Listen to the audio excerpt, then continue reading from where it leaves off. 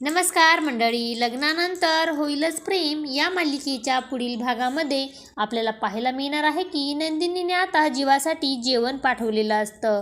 तर गरम गरम जेवणात जीवा हात लावतो आणि त्याचा हात भाजतो. त्यानंतर नंदिनीची आई म्हणते की आहो सावकाश, नंदिनीने मला सांगितलंच होतं की त्यांना गरम जेवणात हात घालू देऊ नकोस, तिला खरंच तुमची खूप काळजी आहे.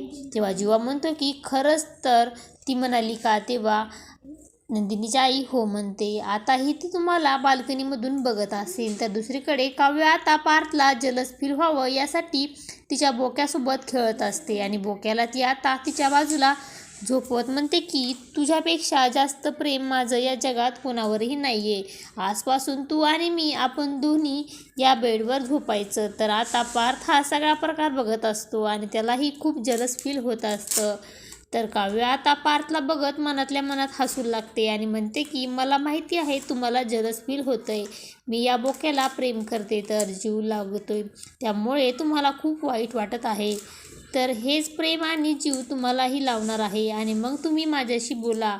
तर खरं पण तुम्ही जिद्दी आहात ना, तर मी त्यापेक्षा डबल जिद्दी आहे, असं काव्या पार्थला बोलत असते.